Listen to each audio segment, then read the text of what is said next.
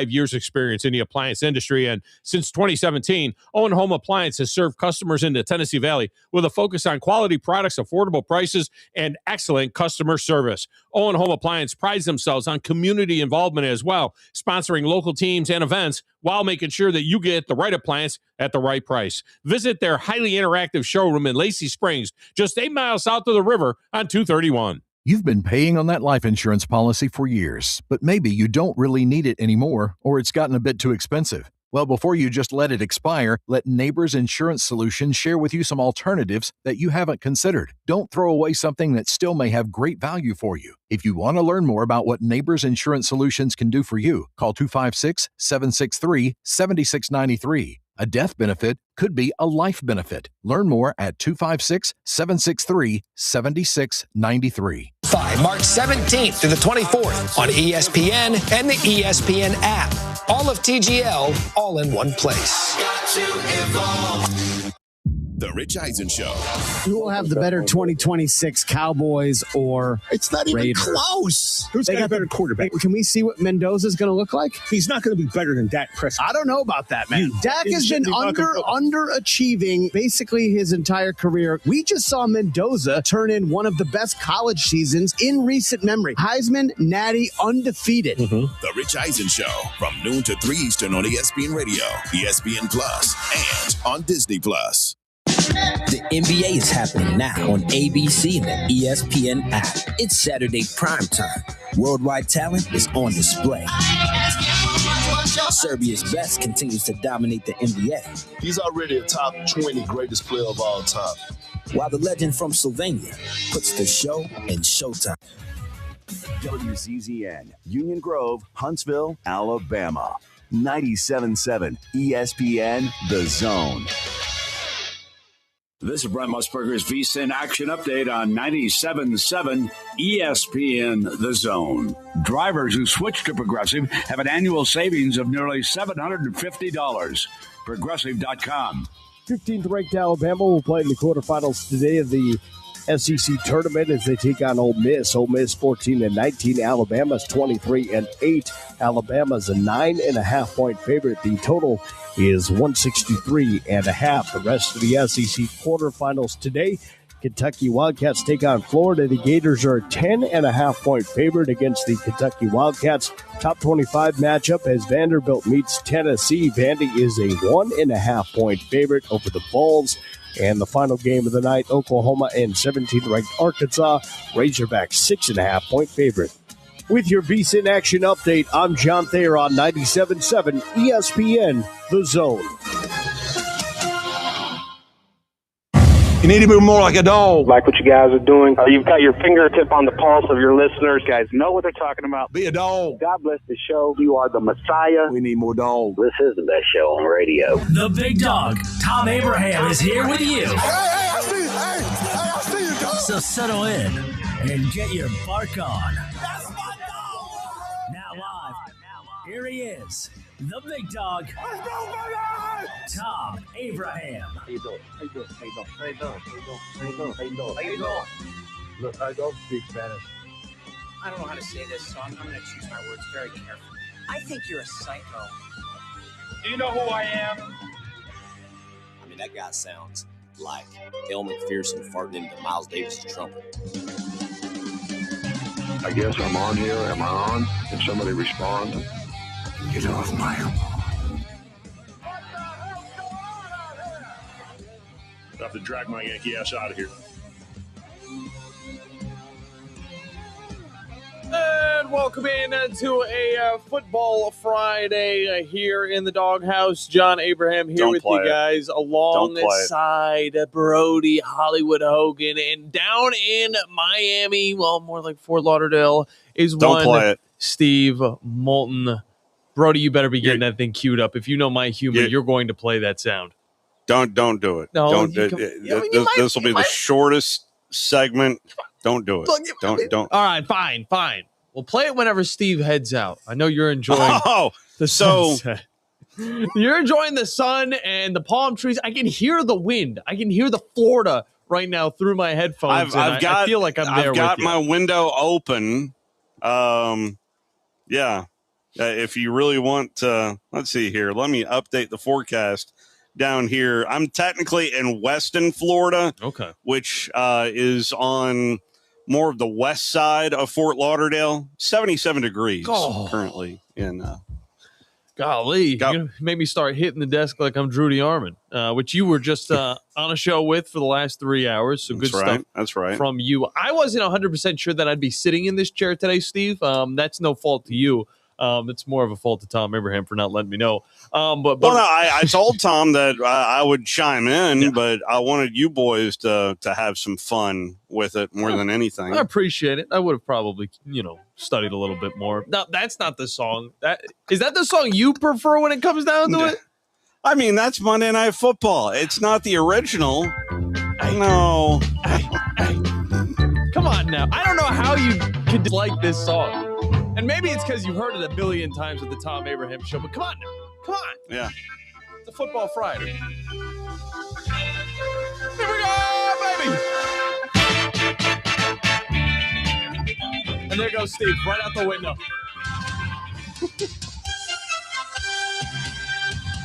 It's just a battle right now.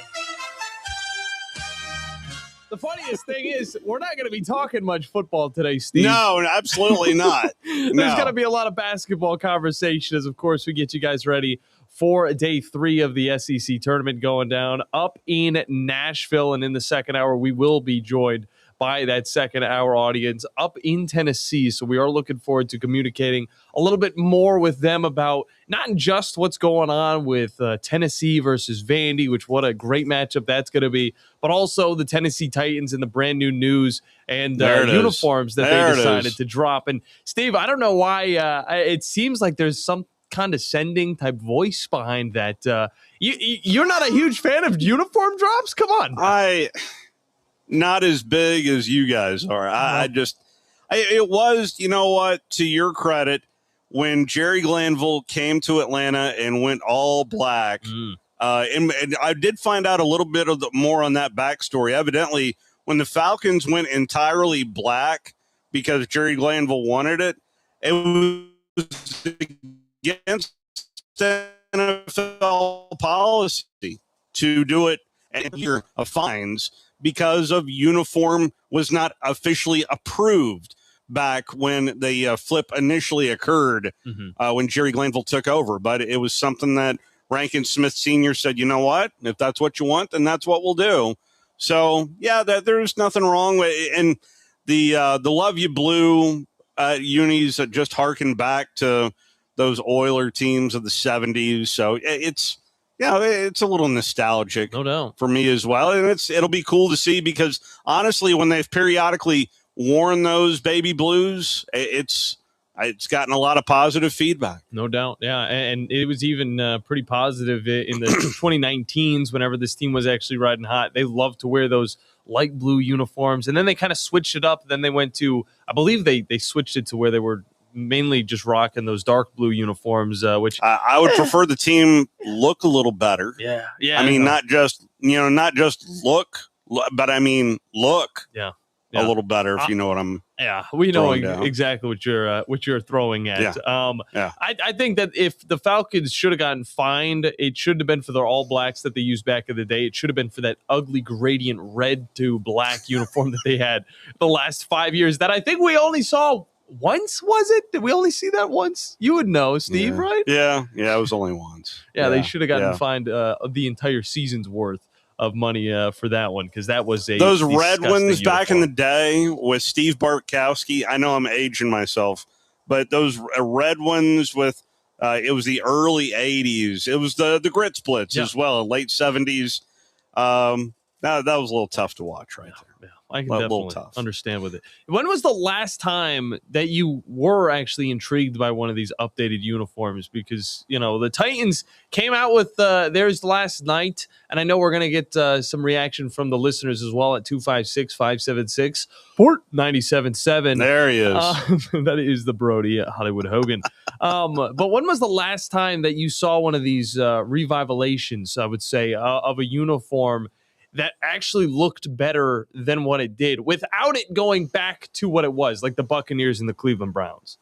Well, you remember in the late 90s? Well, yeah. When were you born? 2000. 2000. Yeah. So I the can late still remember, 90s. I can still But remember. the late 90s, I can think of when at that time the Denver Broncos always had the D on the side, and they went to a newer look, and they immediately won a Super Bowl. So everybody attributed that, but it was a case where it looked a little world football-ish back in the day, but it worked. So that was a unique look that I do remember from back in the late 90s because of, honestly, the immediate success that the Broncos had there in the late 90s with their new look. Yeah, I'll never forget seeing John Elway come out, and you could tell he wanted to be so far away from that room.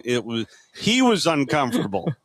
But he had to because he still is the face of the franchise to this very day in Denver. Now, funny enough, that last time that the Broncos changed their uniform, obviously before they revived them just this past season, they were Nike. I mean, they were going to Nike. It was the first year as Nike team with their uniforms, and that showed you like that early 2000s Nike look. They darkened the colors. They made them more I would say cool and kind of gritty a little bit. The same thing kind of happened with the Rams later on. But, that was the Nike effect. And then I feel like since 2020 or 2012 or 2013, whenever we went from Reebok to Nike, we've kind of had a second coming of the Nike effect. But it's been a totally different thing. It's been, how ridiculous can we make these uniforms? And now Nike's kind of like, okay, we can calm down. We do want to pay homage to the cities that these teams are from, but let's just say we made a few mistakes. And I think Brody can just put stuff out on his burner account, That is true. Yeah. People will believe it. I mean, look, the Twitter sphere is gullible. I will say that much. I think he got him twice with the Titans gear. So, I would not believe everything you saw. It is getting harder, at least for me, to discern fake news from real news, even on X. Yeah. It's getting harder. No doubt. So thanks, Brody. AI, Thanks, Brody. and he's not even doing AI. He's just making them himself, which kudos to him for that. Yeah, I'm making bad, ugly uniforms, and people are still believing it. The Seattle Seahawks Well, because uniform, it's so believable. The Buccaneers uniform of 2015. I mean, those are the things that make us believe anything. If those uniforms could exist, then who says that some random, kid's mock-up could not be real? I mean, come on now. I mean, even the Titans were a little bit ridiculous with their last render, but regardless, the one that they came out with last night, I think, is making a lot of people happy. And I'd love to know your guys' opinions on it as well, so you can get in on the show. If you want to text Tom, you can at, I forgot exactly what his number was. 73. No, I got it. I remember it. 732-982-7469. I remember it because I've heard it so many times right off the head. All you had to do was hear that rhythm. I just had to get away from the phone line that we throw out there every single day. And then, of course, his very special texted number. But, Steve, I definitely appreciate you for hopping on. We're not going to get out of this segment just yet. We're talking a lot of basketball, so I kind of wanted to take you away from that a little bit. Okay. But we're getting kind of right back into it. Of course, the Caleb Holt news going to Arizona. A lot of people a little bit surprised he decided to leave the state of Alabama. But at the same time, or Georgia, at the same time, he hasn't been in the state the last 2 years. Exactly. He is going to a guy that he was able to work with when he played with the USA basketball team. Of course, he's got a few gold medals with that, of course, at the 16 and 17 age. But Tommy Lloyd, I mean, he's got a great connection with Coach Tommy Lloyd. And, I mean, it helped him grow exponentially. So this is kind of a smart move for him. And on top of that, Arizona's the best team over in the Big 12 playing on glass. Well, not anymore. Yeah, but still. well, not anymore, thankfully. Yeah. But yeah, it does seem like a good fit. I hate the fact that he's leaving the state, but he's already left the state. Yeah. And so I know a lot of people are looking at the financial commitment. But yes, that is the deeper point right there, is the tie between Caleb Holt and Tommy Lloyd of cultivating that relationship. And I think ultimately that's why he picked Arizona. That he probably made a little bit of bank as well. And not to say that he does not deserve the amount of time that he and effort and the quality of a basketball player. We even saw at Buckhorn. You saw it more than I did. Yeah. But just Caleb Holt was special. That time at Buckhorn was special. And we could very well be seeing an NBA star right in front of us on the next level within the next couple of years. Yeah, looking very much forward to it as well. And speaking about that Big 12 tournament, of course, we talked about the glass courts. You brought it up for a split second, and I was looking at it extensively because, of course, basketball is one of those sports that it's right. It never really needed to change. Of course, there's some new rules that are out there. You can now look at these different penalties and technical fouls, and you can, make sure whether it's a flagrant 1 or 2. That's right. But changing the court is another thing altogether. And I know that not a lot of our listeners and people. Was it a fair comparison to bring up WWE when I brought that up? That was perfect. I thought that was perfect because the WWE is always looking for that next innovation. And that makes sense because that is an always changing entertainment business as well as sport. For the Big 12, for basketball, I mean, what a way to bring out this new glass court that you've kind of been hyping up on social media just for it to flop extremely hard. And along with the floppage of the court, a lot of the players that came with it because it was too slippery for these players to play on. Last week during the women's tournament, the court didn't have a center line. It did not. That's where you determine, backcourt violations, rules. I guess they don't necessarily always go by the rule of the game there from the official standpoint, but there was no middle line on the court. They had to reprogram it to get ready for the men. And then some injuries occurred as well. And then that was the tipping point because the Big 12 is a very powerful basketball league. It is. And we're about to see it later on this month. And something that I failed to mention that I really do need to mention, and my apologies for those in Winchester right now as well. I'm sure they have their own tournament as well, but kudos to Talent Heating and Air as they are once again our big boy sponsor for our. Have you joined yet? I've joined. Just waiting on the bracket. Yeah. Waiting on it to open up. And so feel free to head over to our website, 977ESPN.com. Click on the tournament challenge. Nicely done. I wonder who did this graphic over on our website. Just click on it as Cherokee Ridge is once again participating in our big boy prize there as well. But I'm sure WCDT has their own challenge as well. And you know what? I'll look into that there, Joseph, and figure out what's going on. I'll be happy to plug in to see their bracket challenge there at WCDT. I'd like to see if I can come out on top against their listeners. That would be pretty nice. And I listen to that show that they have in the morning every once in a while. And I got to say, my brother is funny. I see where the smarts come from. Definitely, I don't really know exactly which side of the family.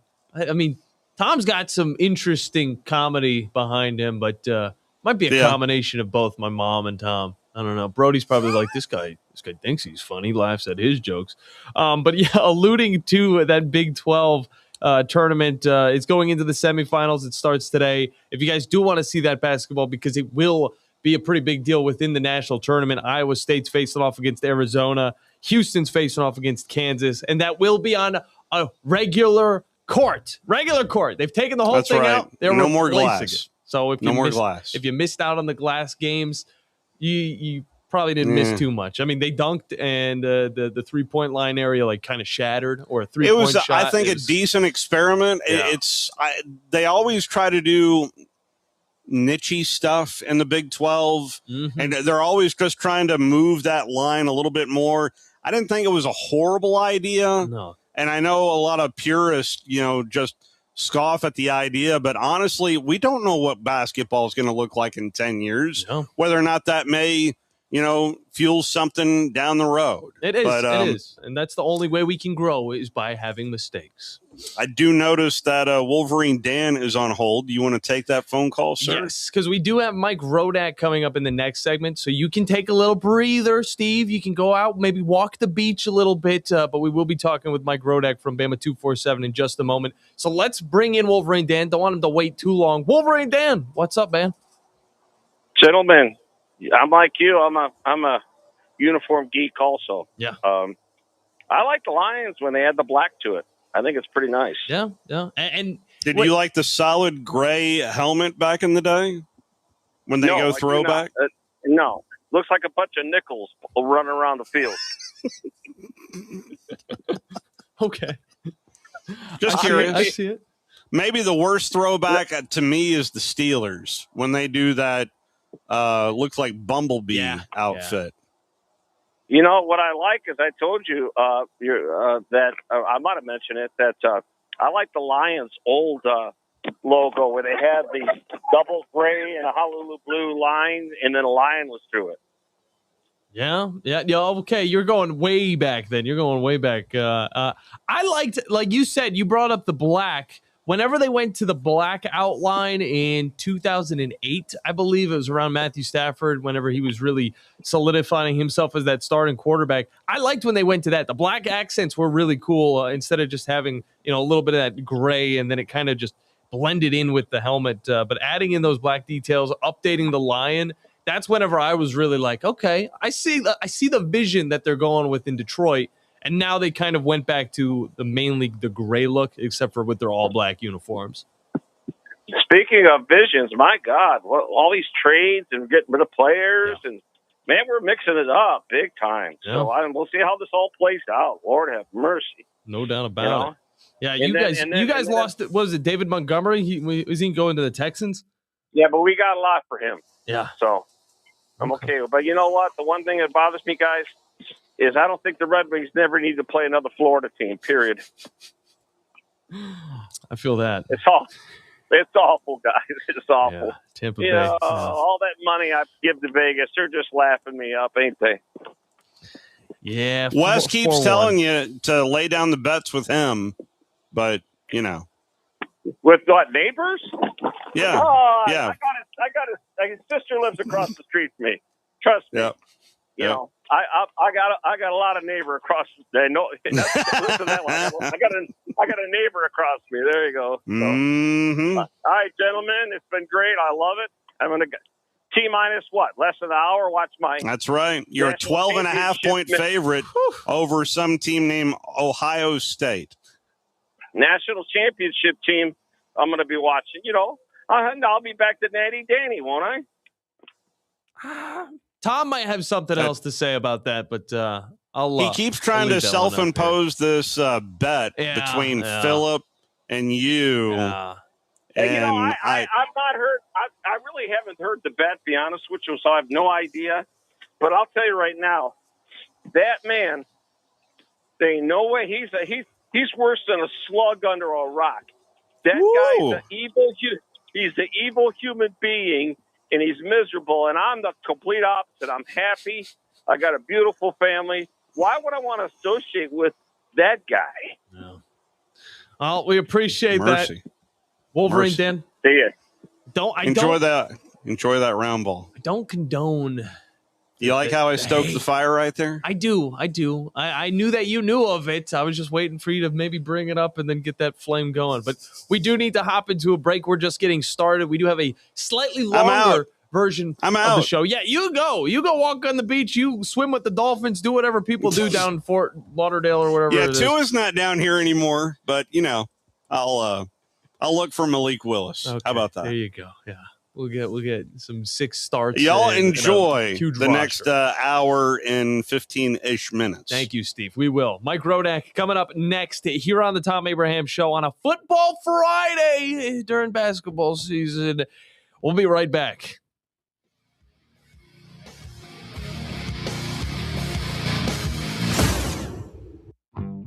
Truck Month is on at Woody Anderson Ford. Right now, save $13,000 on 25 F-150, $9,500 on 25 Super Duty, and $5,000 on 25 Maverick. Get financing as low as 0% for 60 months, plus $1,000 bonus cash on select models. 25 Lightning, F-150, or Super Duty, 0 down payment and 0 payments for 90 days. All incentives applied, all MSRP with approved credit. Offers in 3/31/26. Call 539-9441 for complete details. Nobody does Truck Month like Woody Anderson Ford. Specializing in simple and affordable rentals, McCurry Van and Car Rental can make sure you have just the right vehicle for your next family vacation, weekend getaway, or if you just need transportation while your vehicle is being repaired. McCurry carries Ford Transit vans and Mercedes Sprinter vans, trucks and work vans, and more. And they offer discounted rental rates for long-term rentals. Now with 4 locations: Athens, Muscle Shoals, Coleman, and Huntsville. Log on McCurryRentals.com to make your reservation now. That's McCurryRentals.com. If hunting and outdoor recreation are your passions, it all starts with the right property. That's where I come in. I am Bo Butler with Southland Realty and Auction, a hunting and recreational land specialist and a Jackson County native who sees land through a hunter's eyes. Just as you trust your guide on a big game hunt, you can trust me to find the perfect property for you. Thinking of selling? Let me help you make your land attract buyers. Remember, Bo knows land. Call me at 256-609-0512. From heirloom diamonds to contemporary jewels, Loring & Company is the place to find something truly special. Whether shopping for a diamond ring for that once-in-a-lifetime occasion or marking a milestone birthday or personal achievement with a Rolex watch, you'll find just the thing in our edit of the world's most sought-after brands, including David Yurman, Roberto Coin, Marco Bicego, and Fopé. Expect a treasure trove of the world's most unique, even breathtaking earrings, rings, necklaces, and bracelets, making choosing just one piece a challenge in itself. Loring & Company Jewelers on Airport Road.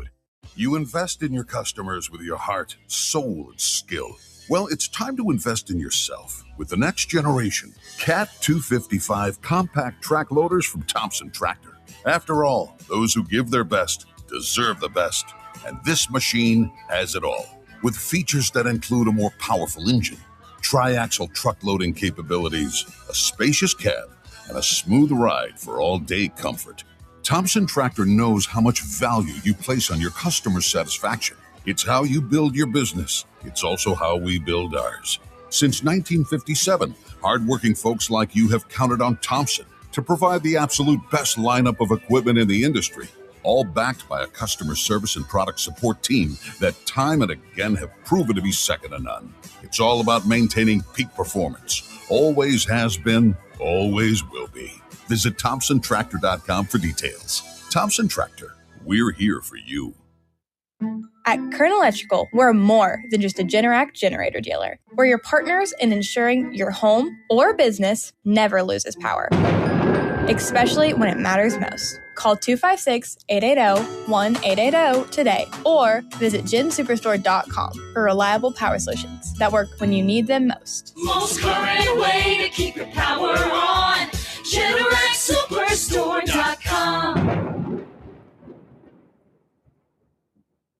There's power in caring when it is put into action. Each year, our bankers serve on nonprofit boards, support our local educators, and volunteer with our hometown food bank. I'm Bobby Humphrey, Vice President of Business Development for Bryan Bank, and community service is just not a line item in our mission statement, it's who we are. Because after all, Alabama is our home too. That kind of commitment to community might not be what you would expect from a bank, but it's exactly what you can expect from us. Give us a call or stop by one of our 2 offices in the Huntsville area and experience unbeatable service and legendary results. Bryan Bank Equal Housing Lender, NMLS ID 2428943. Member FDIC. 97.7 ESPN The Zone.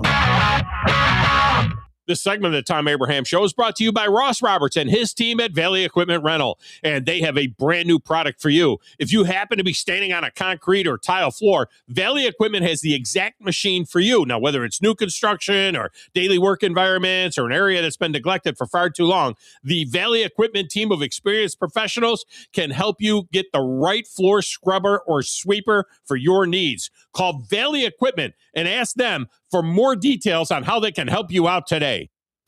And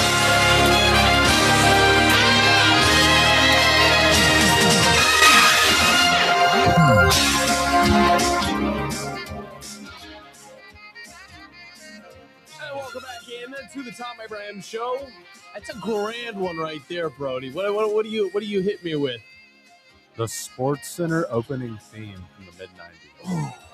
Golly, I'm telling you, I was born at the wrong time. If I was born just a little bit younger, I would have gotten all of the vibes that I love today, but I don't get to experience it in the true, authentic form. But either way, welcome back into the Thom Abraham Show. I am John Abraham, covering for Thomas. He's catching fish or talking about people catching fish or looking at people while they catch fish. Either way, there is fish involved where Thom is at, and that's usually the case when he is not talking sports. On the other side of the glass is Brody Hollywood Hogan helping me out through this Friday edition of the show. Steve Moulton just hopped off with us. You can catch him later on the coverage for UAH men's basketball. Some news hovering around that team as well, but we focus on the team down in Tuscaloosa as the Crimson Tide will get their first shot at the SEC tournament, and it's against an interesting opponent. But to help us talk a little bit more about that is Mike Rodak with Bama 247. Always great to get you on, Mike. How are you doing today, sir?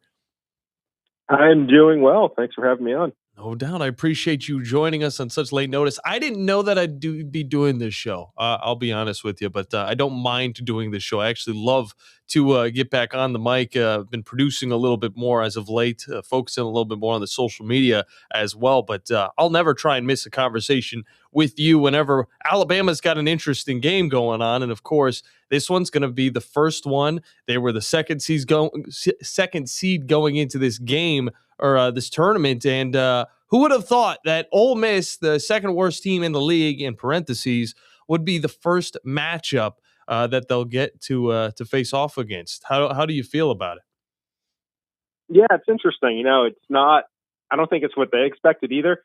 Because Nate was talking about it going into the tournament, and I think kind of their focus was on, all right, we're probably either going to play Georgia or Texas. Those were the two favorite seeds in those games that Ole Miss has played, and Alabama lost both of those teams. So Nate was going back and watching the Texas game back from early January. Obviously, you have to go back a week, a week and a half for the Georgia game. I don't know if there was, I'm sure there was. All right, Mike, 1 second. I'm sorry. Sorry I had to interrupt you. We got a little bit of chatter on your end. I don't exactly know what it was. I don't know if we've had that before. Can we call you back real quick and see if it just disappears altogether? Definitely. Yeah. All right, call him back, Brody. We'll get him back on. Sorry about that. I hate to have to interrupt him. I've always hated to have to interrupt any of the guests, especially when he was on a roll. But I just can't. I don't want to have to listen to the entire answer and make him say it again. But we'll effort to get him back on. Mike Rodak, of course, with Bama 247. It's interesting because we're talking about a team in Ole Miss who I will say on Wednesday I was not too high on. I mean, this team really had nothing that could really say that they'd beat a Texas or they'd go on to beat a Georgia. Both of those two teams beat Alabama during the regular season. And now it's interesting to see that Ole Miss going to be facing on against it. Mike, do we got you? And let's hear that audio. Yeah, hopefully I sound better this time. I don't know Sound good. what was going on the first time there. Not sure. Maybe like a plane was going over your head or something like that, or maybe a tunnel. I don't know. But sorry, continue on with that, though, because we were just talking about an Ole Miss team that just beat two teams that are, teams that have beaten Alabama already. But Ole Miss at this point in the season, talk a little bit about it. Right, yeah. I'm sure, in Alabama's mind, they were probably thinking they'll be playing Texas or Georgia, and it's not what happened. Ole Miss was able to win 2 games in a row. That was pretty improbable, and it's an Ole Miss team that really held Alabama down for the first 10, 15 minutes of that game that they played, the one game they played this year, which was in Oxford, and after that, Alabama really took over. They weren't hitting any shots for the first 10, 15 minutes, and after that, they were. So it was a pretty easy win the first time, but kind of looking at what Ole Miss has done. These last 2 games, it's, partly their shooting. This last game, they went 9 of 20 from 3. The first game against Texas, I think they shot almost 50%. Malik Dia is probably the X factor for them. Their big man, and he had 20 something points against Texas. I think he was 9 of 18 from the field. And, he had 19 rebounds against Alabama last year. You remember last season, Ole Miss came in and they beat Alabama in Tuscaloosa. almost completely different team now. But Dia is one of the players that's back. And so he had 19 rebounds last year's game. He only had a few in this past game in February, and it hasn't really rebounded the ball all that well in SEC play. So if he starts rebounding, if he starts scoring underneath, I think that's kind of the path for Ole Miss to pull off another upset against Alabama. But yeah, this is still an Ole Miss team that got out rebounded by Georgia last night. I think they had more turnovers than Georgia last night. I think they got out rebounded by Texas, or was really close. They shot 1 of 10 on their 3-pointers against Texas. So it's a little bit fluky. They haven't done everything super well. Even the end of the Georgia game last night, they almost messed up. They fouled, going up 3 and went to the line, and Georgia ended up missing one of the shots. They got the rebound and were able to win the game that way, but it could very well have been tied. Yeah. So, I think it's a game that Alabama wins fairly comfortably. But if there is a path for Ole Miss, I think it probably runs through A, Malik Dia and what he can do underneath, and then B, AJ Storr, who I think scored 27 against Alabama, the guard, this past game. Yeah, and it's just strange because before they beat the Longhorns to start out this tournament, they won 1 of their last 13 games in SEC play. And of course, Auburn was that loss. It just had to be Stephen Pearl's Auburn.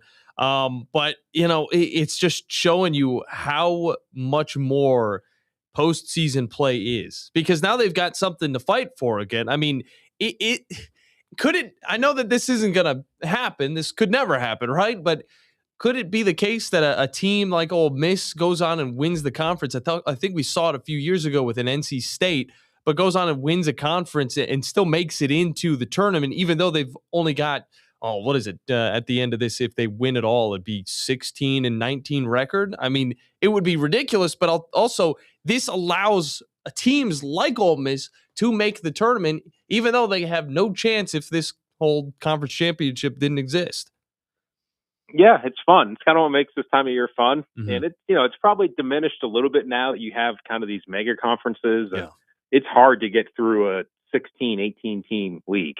If you're towards the bottom, one of these conference tournaments, it's easier to kind of get through a 10 or 12 team league back in the day. Yeah. So, I don't know if you'll see it quite as much, but anything can happen. Duke, which has been a machine for most of the year, obviously they just lost Caleb Foster, but they almost lost to Florida State last night in their conference tournament. And you've had other teams that, Miami of Ohio goes undefeated, and then they lose to UMass in the MAC conference tournament. So, it's kind of what makes this time of year fun. It's in the SEC. It's more of a bid stealing proposition where you have a team that, can make a run. Like South Carolina, I think, made a pretty good run a couple years ago. Alabama, has won the conference tournament a couple times as a high seed. And, maybe, and here's the other thing, Oklahoma plays Arkansas tonight. What if Oklahoma beats Arkansas? Yeah. And all of a sudden Alabama plays Ole Miss and Oklahoma to get to probably Florida. And maybe they'll get lucky and somebody will beat Florida. So you never know. And that's kind of the beauty of it. I'm sure it's frustrating for teams in the mid-major and the low-major level that had great regular seasons, and then they go into conference tournament and they lose a game, and then they're out. And that was kind of the deal with Nate Oates at Buffalo. It's like everything he did during the regular season was all about preparing his team to play in the conference tournament, because that's all that mattered when you were in the MAC, and he won it 3 out of 4 years. But when you're in the SEC, if you're a Georgia or a team that's already in the field, maybe you kind of relax a little bit, this week, and it's just doesn't have quite the same meaning to you. No doubt. Mike Rodak from Bama 247 is our guest on the Neighbors Wealth Management Hotline, and you make a really good point. Oklahoma is playing against Arkansas after they were able to get out of the first day and make it past Texas A&M, and now they've got a challenge against that Arkansas team that is definitely not soft. So it should be a fun one to see. But of course, Alabama has seen some improvement in some aspects of play this season compared to last. How do you kind of differentiate these last 2 teams that Nate Oates has been working with? Is this possibly a better Alabama team, but just a more interesting SEC, or is this a worse Alabama team and the SEC is just kind of still trying to find its own personality in 2026? Yeah, I'd say it's probably more the latter, just metrically. Mm-hmm. Alabama was a top 10 team all of last season. Yeah. They never left the top 10 of the poll. And I think, net ranking, KenPom, they were higher than they are this year. Injuries, I'm sure have played a role in that this year for Alabama. It's something that Nate kind of voiced his frustration about a week or two ago, that KenPom doesn't take into account injuries. But, the metrics for this team this year aren't quite as strong as they were last year. Personnel, I think you're probably comparable in the backcourt. I think your front court's obviously the bigger question compared to where it was last year, and the depth in the front court especially. It is a team I think has been shooting the ball better than it was at some points last year, and that's it's going to be their path. There's some games where this Alabama team is just shooting lights out, and you can't beat them, and that happened last year too in the BYU the NCAA tournament game. But it's not quite the same team as last year, and they're probably right on the line between a 4 seed and a 3 seed in the NCAA tournament. This year, probably a seed line lower than last year, and have to see if that means a deeper run, a quicker run. We'll have to see. I think it is important though for them to try to get that 3 seed by winning, maybe a couple games here this week, because that avoids you playing a 1 seed in the Sweet 16. And I don't want to play Duke. I wouldn't want to play Michigan. I wouldn't want to play Florida.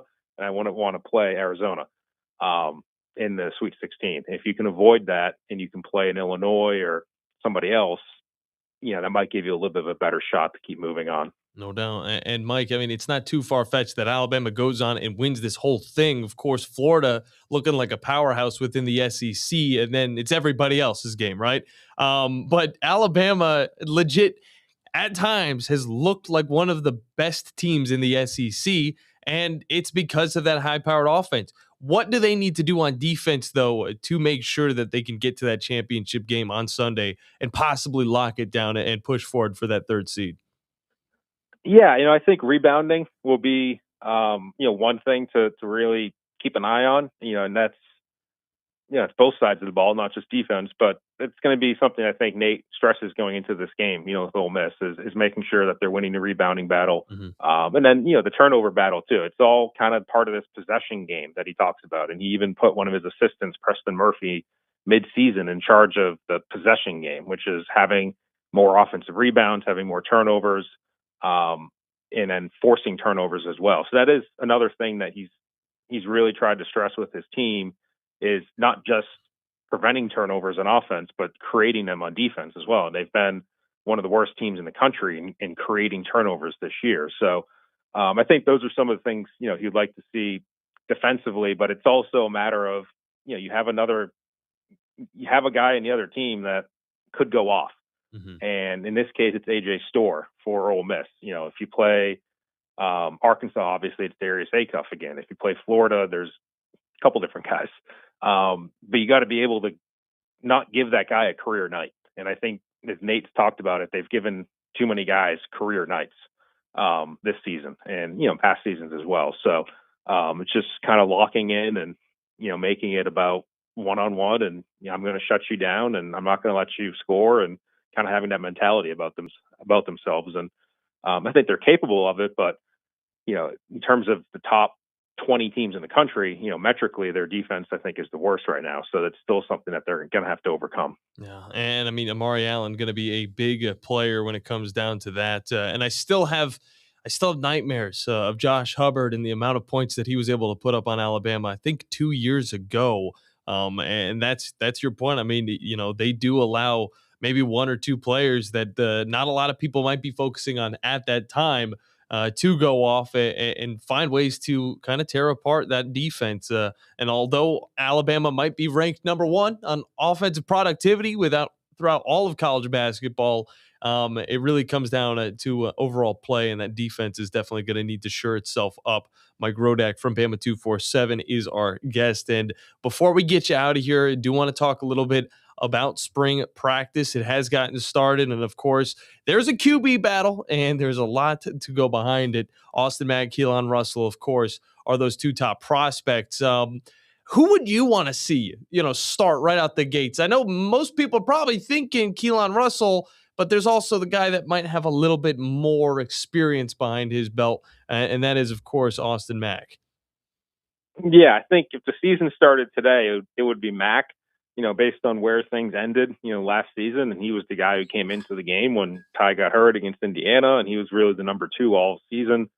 This is his 4th year in the system, as far as Kalen DeBoer and Ryan Grubb. So kind of he's the by default guy. If nothing changes behind him, this is Austin Mack's job, come East Carolina on September 6th, whatever it is. But Keelan Russell's pretty good. His ceiling is very high.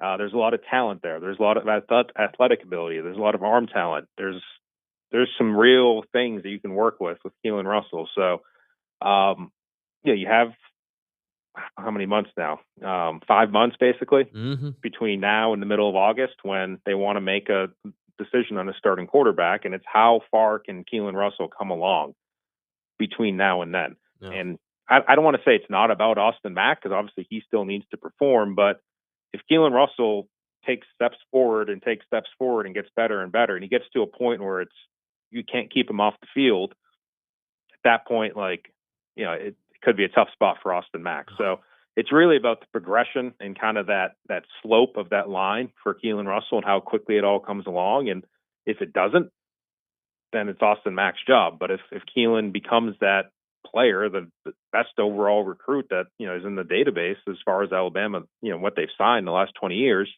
then it'll be Keelan Russell's job at that point. Yeah. That's kind of the overall view of it. What do you think the one thing that is holding him back is? I mean, Ryan Grubb might want a specific type of offensive player, but I mean, at the end of the day, we know who's more talented, but what is the final verdict on why he might not be the starter just yet?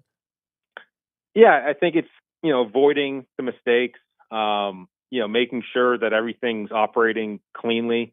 And, it's at this point, he knows the offense. He's been here over a year now. When you think he was an early enrolling freshman who came in, January of last year. So, knowledge of the system is becoming less of a knock against him, if you will. Yeah. At this point, he knows the playbook, but it's how do you execute it? Checking at the line of scrimmage, the defense does this to you. How are you going to adjust? There's a lot of things just from a mental standpoint of having the experience and the reps out in the field that, they would need to see, to be fully comfortable with him starting. Obviously, Austin Mack has a much wider bank of practice reps for them to look at in that regard. So that's really, I think what it would come down to if it was a situation where, Keelan was not ready to start. I think it's just making too many mistakes on the field and not being in a position where they can fully trust him to be the starter. Yeah, I definitely I can look at this going one of two ways, and I think the Kalen DeBoer might look at it the other way, which is what I'm hoping. But obviously you want to give a little bit of love to Austin Mack. He followed you to Alabama, but of course, I mean, you got to hand it off to the future and possibly the higher upside in that next upcoming quarterback. And I do want to look at some of those upcoming running backs as well. Just mainly one, EJ Crowell, he's coming up just a little bit down the road. And is he as legit as what people have said? I mean, from what we've seen, obviously there's not been a lot of physicality in the practices just yet. But I mean, this kid looked really good in high school. A lot of people saying the sky's the limit for him as he gets into Tuscaloosa. Yeah, he's been a little bit banged up, so he hasn't been practicing fully. So that kind of limits the exposure there for him. But as far as where he stands, it's a situation where the returners, Daniel Hill, Kevin Riley, and AK Deer, they're kind of the main 3 guys right now in terms of reps. Yeah, and then you have the new guys. You have Khalifa Keith, who's kind of a marginal player at Tennessee, went to Appalachian State, and now he's here. And then you have the 2 freshmen, Crowell and Trayshawn Brown. So it's kind of 2 different groups, and they're kind of getting exposure from the second group. And, I'm sure it's just a matter of time before Crowell becomes the sort of player on the field that I think everybody expects him to. But the speed is certainly evident. They track everything in terms of miles per hour. I think his speed is up there as far as, the players that they've had here for a while.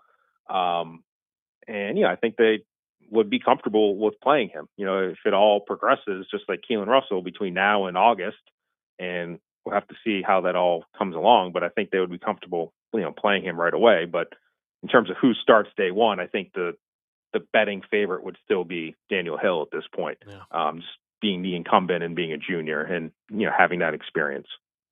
I just know people are looking forward to those fresh-blooded players coming in to Tuscaloosa, and we appreciate your time, Mike, for hopping on with us, talking a little bit of basketball. Of course, it's going to get really interesting today, more than it already has been. But on top of that, football starting to get into full swing when it comes to the spring side of things. But let the people know where they can find your work, brother. Yeah, Bama247.com and on X at Mike Rodak. There you go. Appreciate you, man. Look forward to talking with you another time.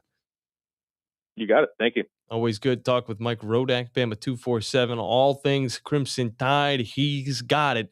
We'll take a break off of that when we get back. We'll set you up for hour number 2, even though it's going to be like 45 minutes of maybe a little less than that. Did you say 41, Brody? Did I see yeah, okay. He gave me a thumbs up. Brody got somewhere to be, apparently. We'll be back here on the Thom Abraham Show.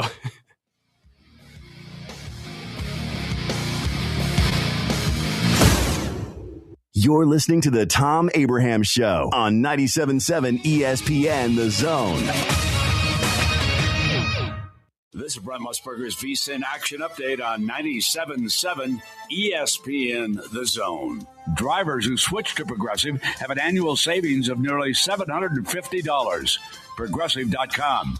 15th ranked Alabama will play in the quarterfinals today of the SEC tournament as they take on Ole Miss. Ole Miss 14-19. Alabama's 23-8. Alabama's a 9.5-point favorite. The total is 163.5. The rest of the SEC quarterfinals today. Kentucky Wildcats take on Florida. The Gators are a 10.5-point favorite against the Kentucky Wildcats. Top 25 matchup as Vanderbilt meets Tennessee. Vandy is a 1.5-point favorite over the Vols. And the final game of the night, Oklahoma and 17th-ranked Arkansas. Razorbacks 6.5-point favorite. With your VSiN Action Update, I'm John Thayer on 97.7 ESPN The Zone. This is Charger basketball on 97.7 ESPN The Zone. Swings it over to Jordan Mabe. Mabe attacks it. Boy, Jordan wants some. He'll scoop it, lays it up and one for Jordan Mabe. Oh, this is Charger basketball. A 3 in the corner, up and good for Q. He now has 20 in the game. We're tied at 66. This is Charger basketball. Since 1983, Berkshire Hathaway Rise Real Estate's Ann Adams has been your local go-to real estate expert in the area.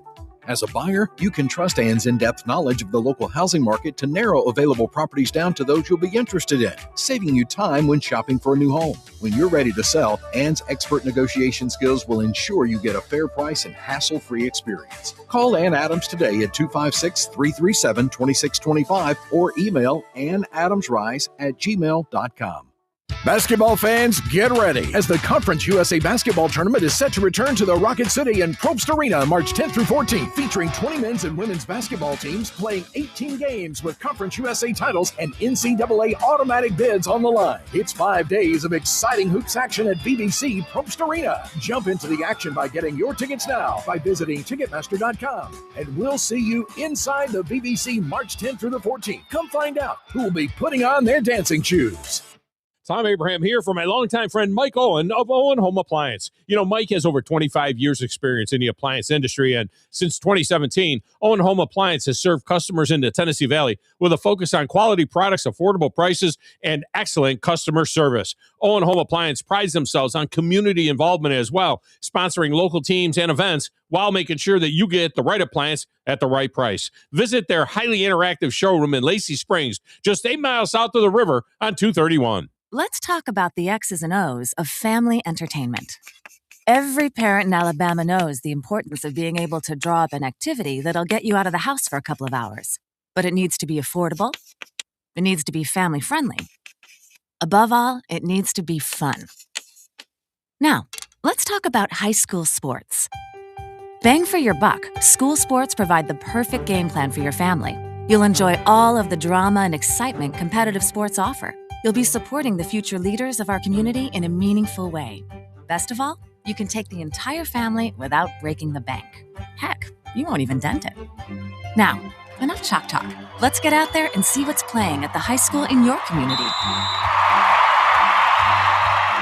School sports. Good for our kids, good for our community. This message presented by the Alabama High School Athletic Association and the Alabama High School Athletic Directors and Coaches Association.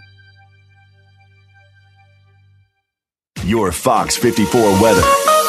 I'm Chief Meteorologist Jordan Dressman. A mostly sunny sky this afternoon. We are going to be warmer today. Temperatures climbing into the mid and upper 60s, dropping into the low mid 40s as we head into the overnight. Plenty of sunshine for your Saturday. Temperatures climbing into the low mid 70s. More cloud cover on Sunday. Chance of rain. Temperatures climbing into the mid 70s. Your Fox 54 weather. Only on 97.7 ESPN The Zone. 97.7 ESPN The Zone. This segment of the Thom Abraham Show is brought to you by the award-winning service department at Woody Anderson Ford. That's right. They take care of the routine checkups. They keep your Ford or other brand in perfect working order. But if you have a bigger problem, they got these expert service technicians that can diagnose it, use state-of-the-art tools to get it resolved. I take my vehicles there. I've been doing it, for nearly 20 years now.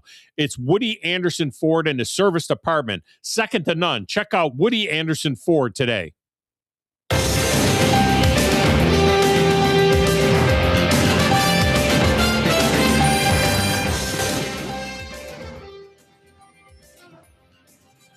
Closing out hour number one here on the Thom Abraham Show. I am John Abraham alongside Brody Hollywood Hogan. WCDT is loving this so far. They loved yesterday because, of course, we talked a little bit of Tennessee Titans bringing back Alontae Taylor. What a huge pickup that is as the Titans look to kind of rejuvenate themselves, I would say. I mean, like moisturize maybe, start looking a little bit better. We're going to talk a little bit more about those unis in the second hour. Brody's still got to get more of his opinions on that, as well as what we might see from the Falcons whenever they decide to drop their new uniforms, as well as some of the other teams that we still have to wait for. Regardless, do have SEC basketball coming up. Just had a great conversation with Mike Rodak. But the game that you're going to get first is going to be that Kentucky-Florida matchup, which if there's any time Florida could lose, I'd say this is maybe the second opportunity. I'd say this is one of the two opportunities that they could lose it, because whoever is going to win in Tennessee versus Vanderbilt, which is that 2:30 game, I also think it could push Florida. But at the same time, how much are these teams separated? Because if Alabama's number 2, and the only team that I remember beating Florida during the SEC slate, I think was like Auburn. I mean, like, you can't really go off of that. I mean, it was just a bad game for the Gators whenever they faced off against Stephen Pearl. I believe that was in Gainesville as well. Pretty sure it was. Regardless, there's not really a lot to go off of statistically that can tell us that, Florida might lose. I don't know. If it comes down to Florida, Alabama, I don't know if it'll be that close. I think that there could be a shot. How about Arkansas versus Florida? Then we might be talking. But we'll have to wait and see. Hour number 2 right around the corner. We'll be joined by our Nashville friends as well. Call in. We'll see you over there on the Thom Abraham Show.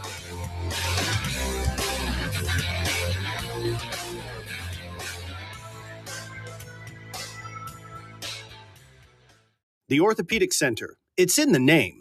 TOC, the premier choice for all your orthopedic needs. With over 40 physicians and 20 centers of excellence, TOC is the name to trust for complete, expert orthopedic care. And that word center, we mean it. With more than a dozen locations across North Alabama and the Tennessee Valley, TOC is in your community whenever you need us. As the state's largest orthopedic practice, TOC is built on trust. Trust we've earned with every patient we serve. You can see that trust on the field, too. As the official sports medicine provider for the Huntsville Havoc, Huntsville City Football Club, Oakwood and Alabama A&M universities, thousands of athletes and coaches count on TOC to keep them in the game. From student athletes to unexpected injuries, our urgent ortho clinics offer prompt, expert care, no appointment necessary. So remember, when it comes to your health and mobility, trust the name that says it all.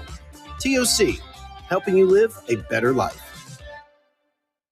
The company is Eagle Masonry and Insulation, but did you know they're also Eagle Landscaping and Dirt Work? Eagle can take care of all your landscaping needs, including irrigation, sod work, and planting, both plants and trees. On the dirt work side, Eagle can grade and build your pads, haul dirt in or out, and even do erosion control. Philip Love and his team can do it all for you. The website is the same, insulatewitheagle.com, as is the phone number, 256-755-1556. Give them a call and see what Eagle can do for you. Eagle saves you time. Eagle saves you money. Truck Month is on at Woody Anderson Ford. Right now, save $13,000 on 25 F-150, $9,500 on 25 Super Duty, and $5,000 on 25 Maverick. Get financing as low as 0% for 60 months, plus $1,000 bonus cash on select models. 25 Lightning, F-150, or Super Duty, 0 down payment and 0 payments for 90 days. All incentives applied, all MSRP with approved credit. Offers end 3/31/26. Call 539-9441 for complete details. Nobody does Truck Month like Woody Anderson Ford. Specializing in simple and affordable rentals, McCurry Van and Car Rental can make sure you have just the right vehicle for your next family vacation, weekend getaway, or if you just need transportation while your vehicle is being repaired. McCurry carries Ford Transit vans and Mercedes Sprinter vans, trucks and work vans, and more. And they offer discounted rental rates for long-term rentals. Now with 4 locations: Athens, Muscle Shoals, Coleman, and Huntsville. Log on McCurryRentals.com to make your reservation now. That's McCurryRentals.com.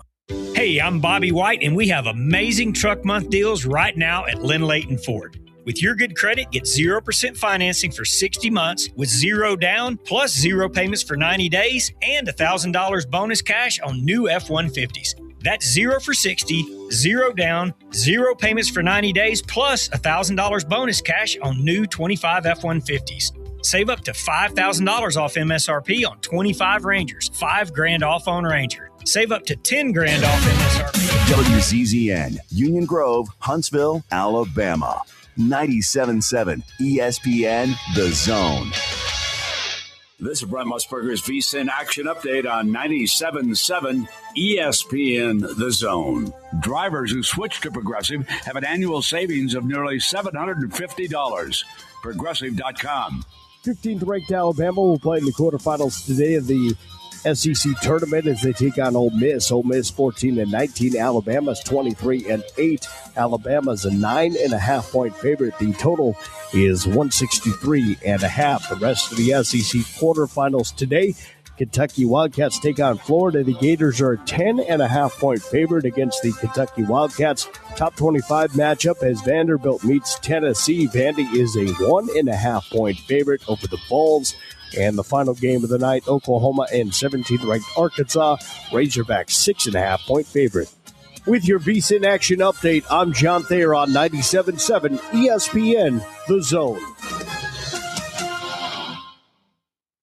You need to be more like a dog. Like what you guys are doing. You've got your fingertip on the pulse of your listeners. You guys know what they're talking about. Be a dog. God bless the show. You are the Messiah. We need more dogs. This is the best show on radio. The big dog, Thom Abraham, is here with you. Hey, I see you. Hey, I see you, dog. So settle in and get your bark on. That's my dog. Now live, here he is, the big dog, Let's go, baby! Thom Abraham. How you doing? How you doing? How you doing? How you doing? How you doing? How you doing? How you doing? Look, I don't speak Spanish.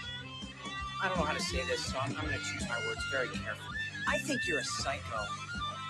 Do you know who I am? I mean, that guy sounds like Dale McPherson farting into Miles Davis' trumpet. I guess I'm on here. Am I on? Can somebody respond? Get off my lawn. I have to drag my Yankee ass out of here. Second hour here on the Thom Abraham Show. I am John Abraham here alongside Brody Hollywood Hogan as we get you guys ready for that music. Yes, let it play. It is a Football Friday, and we do welcome our Nashville guests into the show as well. You gotta at least let it do that little thing where it... There it is. Oh, yeah. I don't know. I don't know how Thom does it. Football Friday, when it's not football season.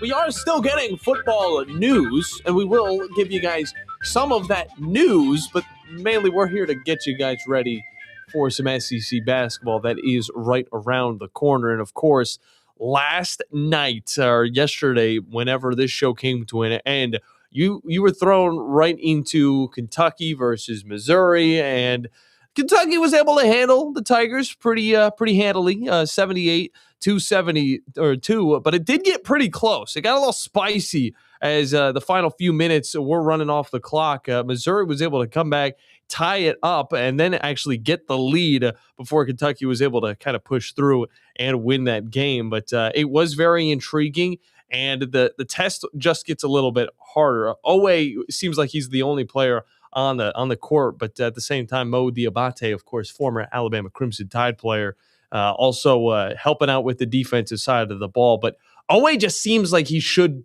just be let alone on the defense. He just seems like he is that defensive presence.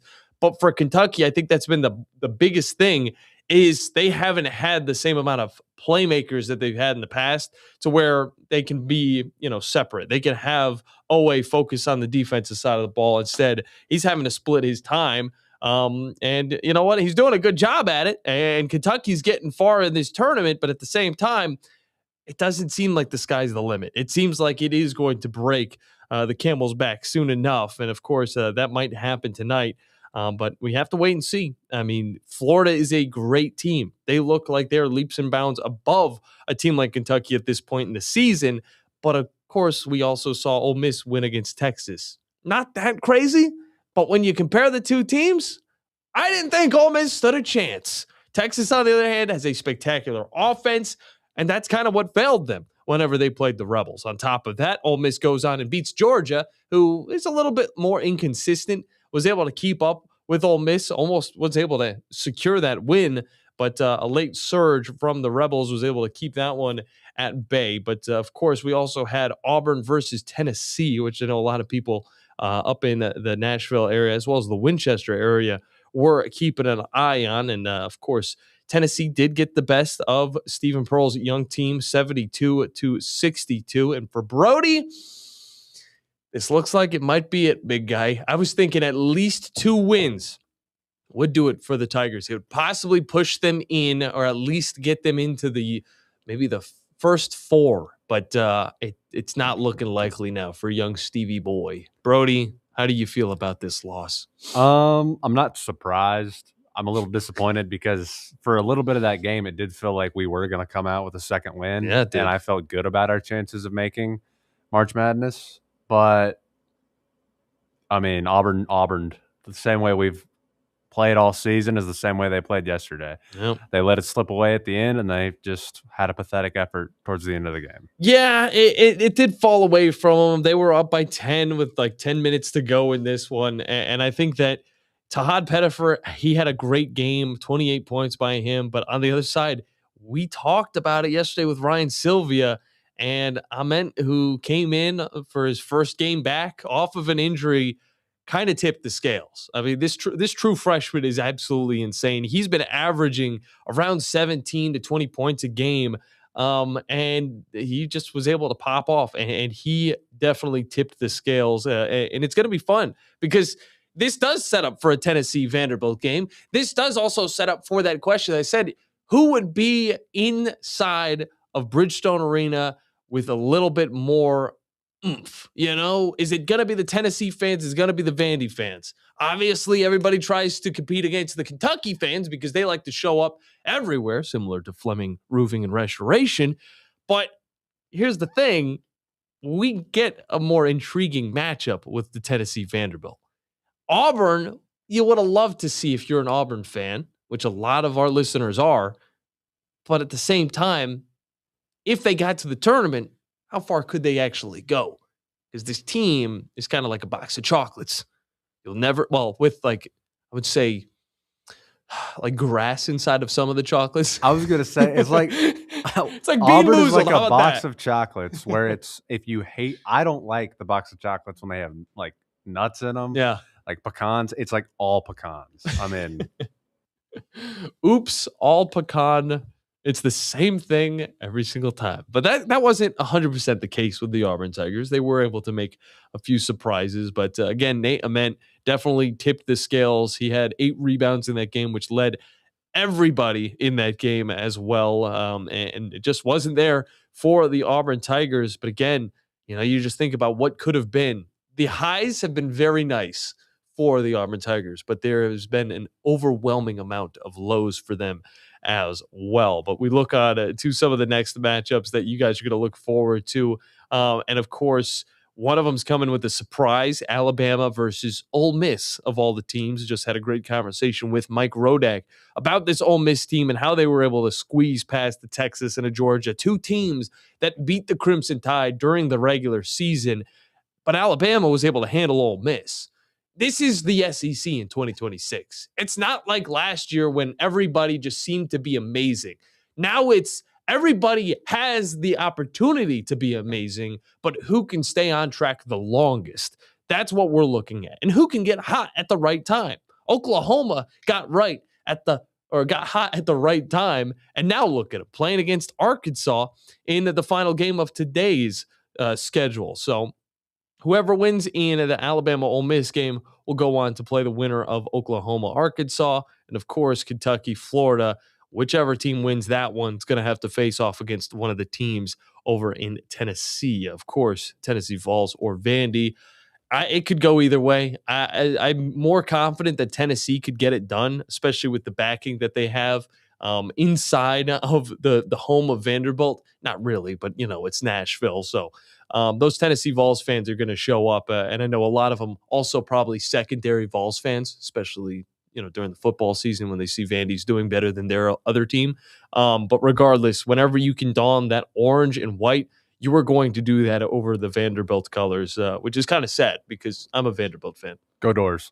Yeah, me and Brody, I guess, are of the same belief right there. And hopefully our WNSR friends will agree with us. But you can join in on the show. We do have a very short second hour, but you can get in 256-576-977. Or if you want to text Thom, possibly on a boat. I think he's going to take a break from being on a boat for a while because of the last time he was on a boat. I think he hooked my brother's head, so that wasn't fun.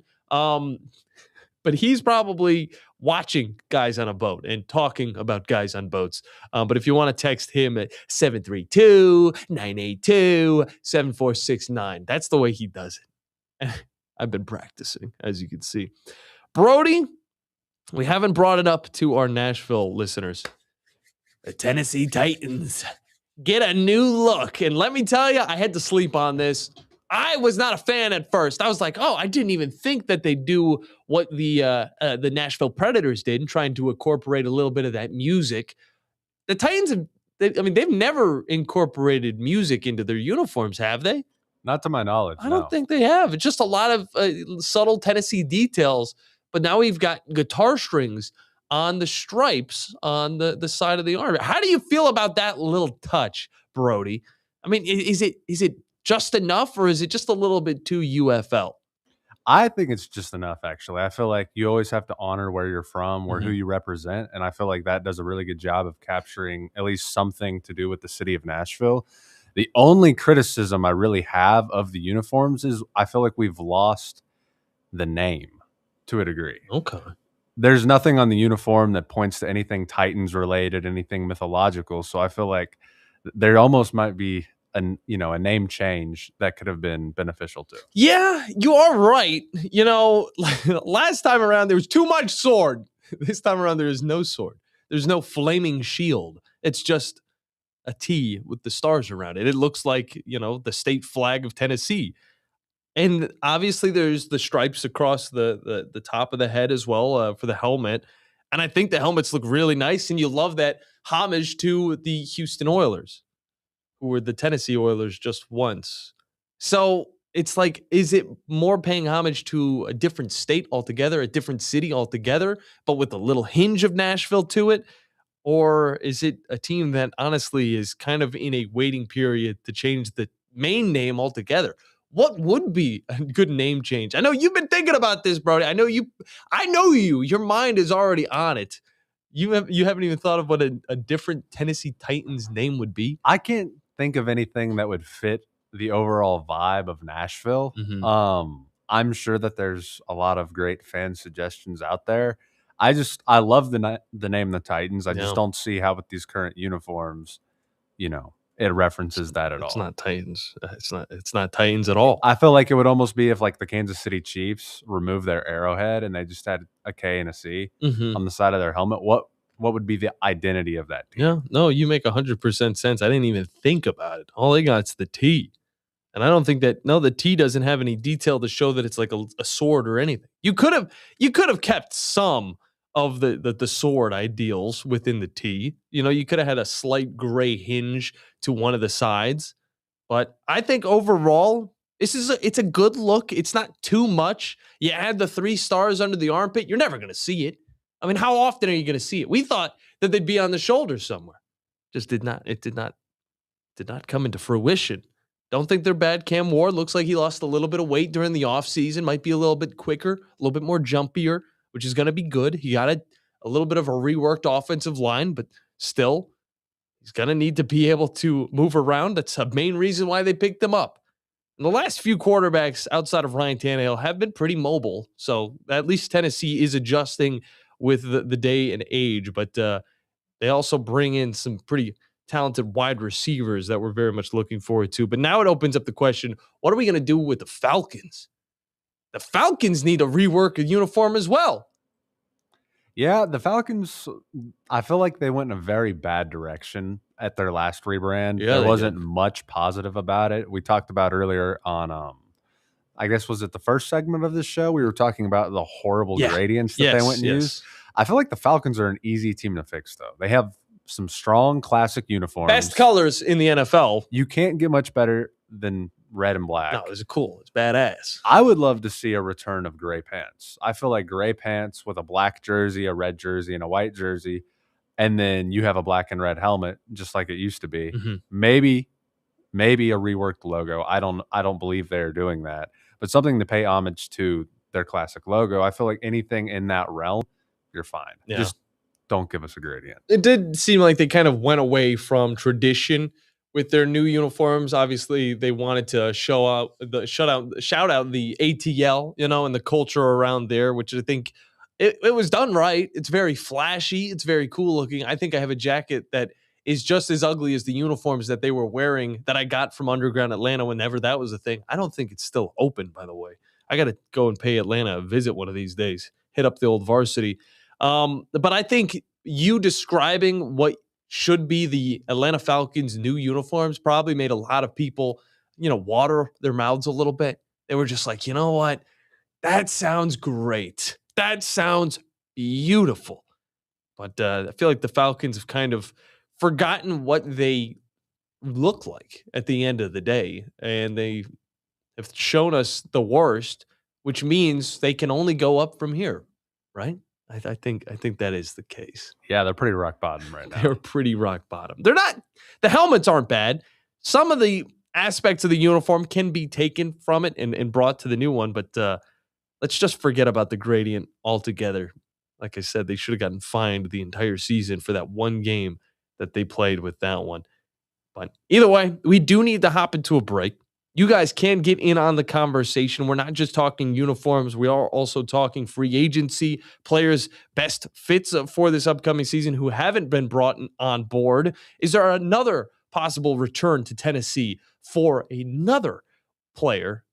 There's a possibility. Tennessee Titans eyeballing a few wide receivers, possibly some more players that they can add on to their huge arsenal of free agencies, as well as trades that they have done during this offseason. We'll get into that and so much more on the other side of the Thom Abraham Show here on a Football Friday. We'll be back in a short moment.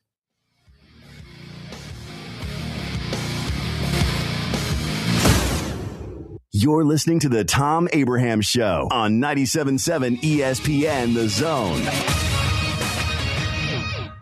This is Brent Musburger's VSiN Action Update on 97.7 ESPN The Zone. Drivers who switch to Progressive have an annual savings of nearly $750. Progressive.com. 15th ranked Alabama will play in the quarterfinals today of the SEC tournament as they take on Ole Miss. Ole Miss 14-19. Alabama's 23-8. Alabama's a 9.5-point favorite. The total is 163.5. The rest of the SEC quarterfinals today. Kentucky Wildcats take on Florida. The Gators are a 10.5-point favorite against the Kentucky Wildcats. Top 25 matchup as Vanderbilt meets Tennessee. Vandy is a 1.5-point favorite over the Vols. And the final game of the night, Oklahoma and 17th-ranked Arkansas. Razorbacks 6.5-point favorite. With your VSiN Action Update, I'm John Thayer on 97.7 ESPN The Zone. If hunting and outdoor recreation are your passions, it all starts with the right property. That's where I come in. I am Bo Butler with Southland Realty and Auction, a hunting and recreational land specialist and a Jackson County native who sees land through a hunter's eyes. Just as you trust your guide on a big game hunt, you can trust me to find the perfect property for you. Thinking of selling? Let me help you make your land attract buyers. Remember, Bo knows land. Call me at 256-609-0512. These days, saving time is important, and saving money is even more so. That's where Eagle Masonry and Insulation comes in. Over the years, Eagle has expanded their services to meet the needs of folks like you in our area. If you need masonry, brick, stone, or block work, Eagle should be your first call. They can even help if your property needs grading, erosion control, and Eagle can handle dirt haul-off. Call Eagle Masonry and Insulation today at 256-755-1556. Eagle saves you time, and Eagle saves you money.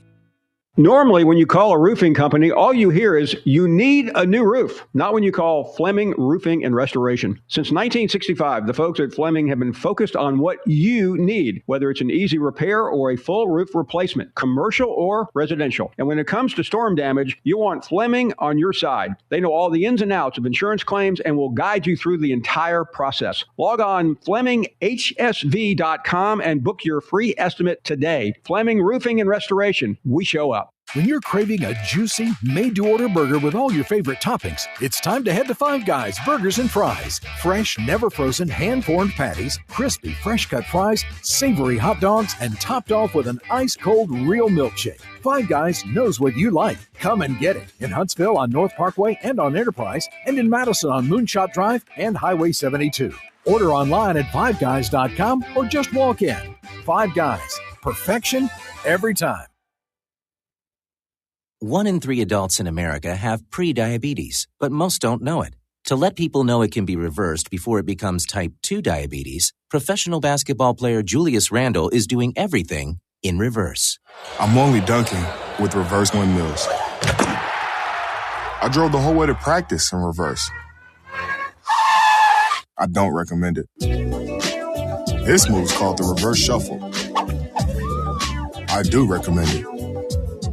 And it took me months to learn how to speak in reverse, like this. Years 10 almost for diabetes type 2 with living Ben has mom my. In other words, my mom has been living with type 2 diabetes for almost 10 years. So together, we want to say to the 84 million Americans at risk, exercise and healthy eating can help reverse prediabetes. Start by taking a simple 1-minute risk test at doihaveprediabetes.org. Brought to you by the Ad Council and its Prediabetes Awareness Partners. Bet he can't say that in reverse. Your Fox 54 weather. I'm Chief Meteorologist Jordan Dressman. A mostly sunny sky this afternoon. We are going to be warmer today. Temperatures climbing into the mid and upper 60s, dropping into the low mid 40s as we head into the overnight. Plenty of sunshine for your Saturday. Temperatures climbing into the low mid 70s. More cloud cover on Sunday. Chance of rain. Temperatures climbing into the mid 70s. Your Fox 54 weather. Only on 97.7 ESPN The Zone. 97.7 ESPN The Zone. This segment of the Thom Abraham Show is brought to you by my friends at All About Water LLC. Well, you can learn more about them at allaboutwaterllc.com. I know it sounds kind of crazy, but look, they do everything that has anything to do with water, whether it's building a pond or refreshing your pond or a water feature on your property or drainage on your property. Whatever it is involving water, they do it. That includes irrigation, maintenance of your irrigation, installation of irrigation. All About Water, LLC.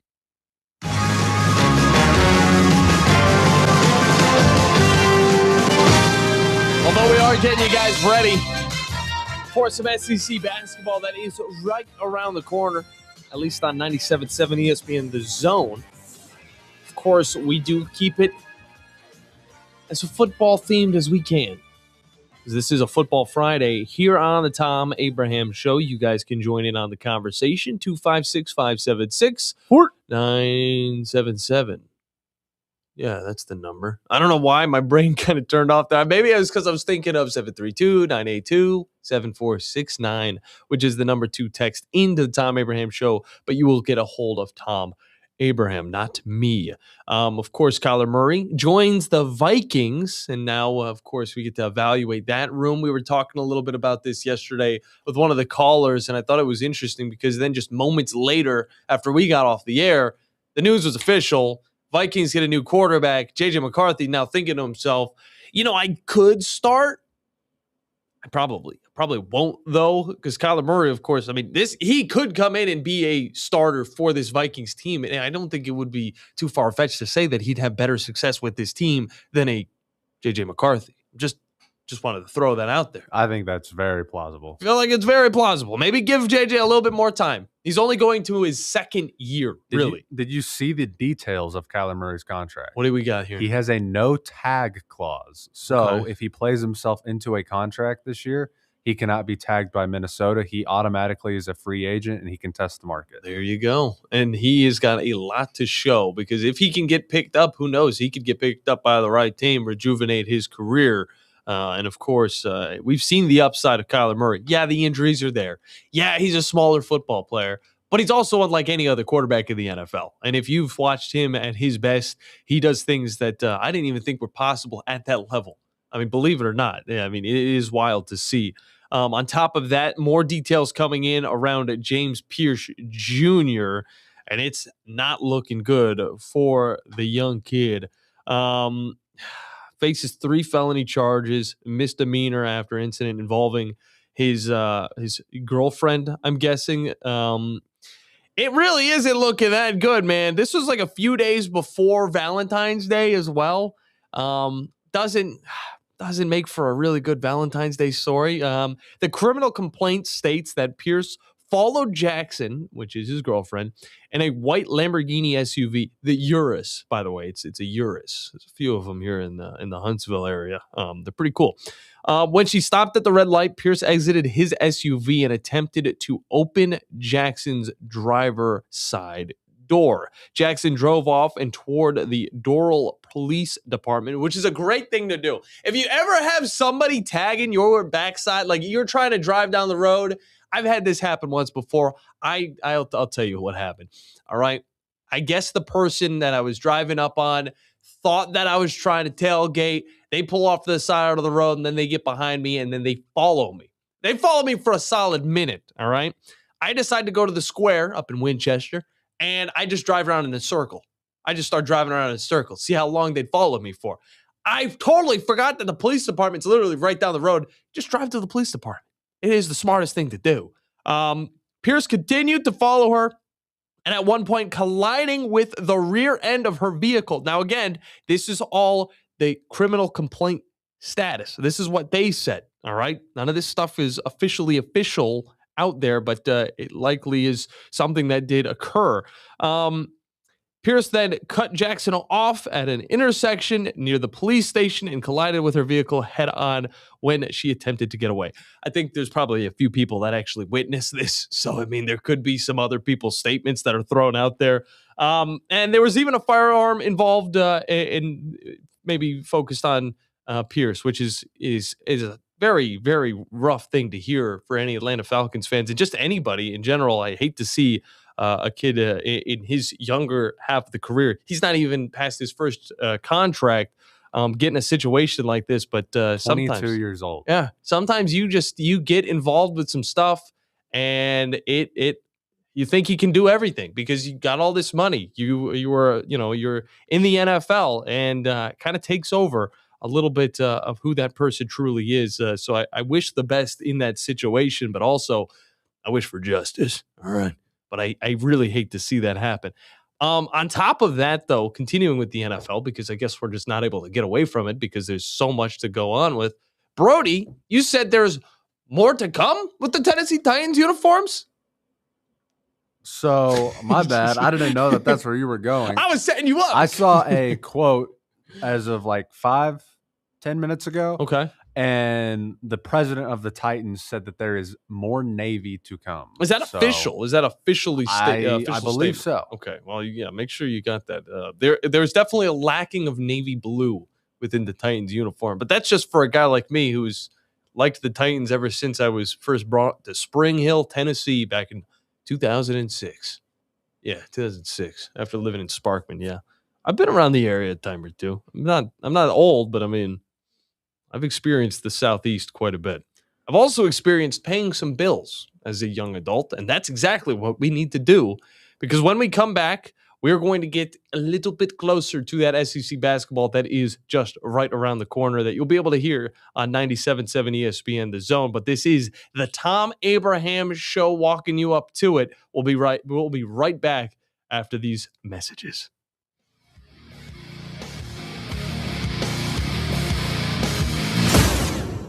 You're listening to the Thom Abraham Show on 97.7 ESPN The Zone.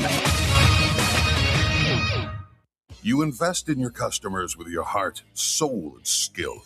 Well, it's time to invest in yourself with the next generation Cat 255 compact track loaders from Thompson Tractor. After all, those who give their best deserve the best.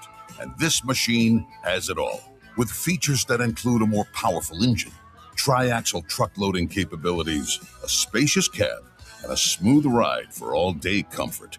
Thompson Tractor knows how much value you place on your customer satisfaction. It's how you build your business. It's also how we build ours. Since 1957, hardworking folks like you have counted on Thompson to provide the absolute best lineup of equipment in the industry, all backed by a customer service and product support team that time and again have proven to be second to none. It's all about maintaining peak performance. Always has been, always will be. Visit ThompsonTractor.com for details. Thompson Tractor, we're here for you. Basketball fans, get ready as the Conference USA Basketball Tournament is set to return to the Rocket City and Probst Arena March 10th through 14th, featuring 20 men's and women's basketball teams playing 18 games with Conference USA titles and NCAA automatic bids on the line. It's 5 days of exciting hoops action at BBC Probst Arena. Jump into the action by getting your tickets now by visiting Ticketmaster.com. And we'll see you inside the BBC March 10th through the 14th. Come find out who will be putting on their dancing shoes. Forgiveness. Wow, what a word. What a gift. All of us have done things in our lives that we regret. All of us have done things that are disobedient. All of us have sinned and fallen short of the glory of God. Thank God for his forgiveness. Thank God that he separates our sins as far as the east is from the west and remembers them no more. Hey, I'm John Dees, pastor at Cross Point Church, smack dab across the street from the YMCA in Madison. Check us out at cpcfamily.org. Truck Month is on at Woody Anderson Ford. Right now, save $13,000 on 25 F-150, $9,500 on 25 Super Duty, and $5,000 on 25 Maverick. Get financing as low as 0% for 60 months, plus $1,000 bonus cash on select models. 25 Lightning, F-150, or Super Duty, 0 down payment and 0 payments for 90 days. All incentives applied, all MSRP with approved credit. Offers end 3/31/26. Call 539-9441 for complete details. Nobody does Truck Month like Woody Anderson Ford. Take it right to the edge with Donato's Pizza. That's right, with Donato's, they don't waste any space. And if you're going to put 100 slices of pepperoni on a pizza, you need to go edge to edge. And that provolone cheese is smoked and aged in Wisconsin. All of Donato's produce comes from right here in the Tennessee Valley as well. And Donato's is more than just pizza. Check out the subs, calzones, and wings as well. 2 locations in the Valley to serve you, in Madison on Madison Boulevard and in Huntsville on the South Parkway. Donato's Pizza. Normally, when you call a roofing company, all you hear is, you need a new roof. Not when you call Fleming Roofing and Restoration. Since 1965, the folks at Fleming have been focused on what you need, whether it's an easy repair or a full roof replacement, commercial or residential. And when it comes to storm damage, you want Fleming on your side. They know all the ins and outs of insurance claims and will guide you through the entire process. Log on FlemingHSV.com and book your free estimate today. Fleming Roofing and Restoration. We show up. Westwood One presents Great Moments in Tournament History. Brought to you by John Deere. Nothing runs like a deer. Pete Carrill's final hurrah when Princeton finally pulled one out. March 14th, 1996, an opening round affair between the defending champion UCLA Bruins and the Ivy League champ Princeton Tigers. Pete Carrill's squad was an annual scare to tourney opponents, barely losing to the likes of Georgetown, Arkansas, and Villanova in previous tries. But against UCLA, the Tigers finally got to wear the glass slipper. Dollar inbounds to Bailey. Bailey, left baseline, shoots. No good! Princeton wins! Princeton wins! They've upset the defending national champion UCLA Bruins. A 43-41 win, and while Carrill's 29-year coaching career at Princeton ended the next game when they lost to Mississippi State, the victory versus UCLA is certainly another great moment in tournament history. I'm Kevin Kugler. 97.7 The Zone. 97.7 ESPN The Zone. Thom Abraham here for my longtime friend Mike Owen of Owen Home Appliance. You know, Mike has over 25 years experience in the appliance industry, and since 2017, Owen Home Appliance has served customers in the Tennessee Valley with a focus on quality products, affordable prices, and excellent customer service. Owen Home Appliance prides themselves on community involvement as well, sponsoring local teams and events while making sure that you get the right appliance at the right price. Visit their highly interactive showroom in Lacey Springs, just 8 miles south of the river on 231. And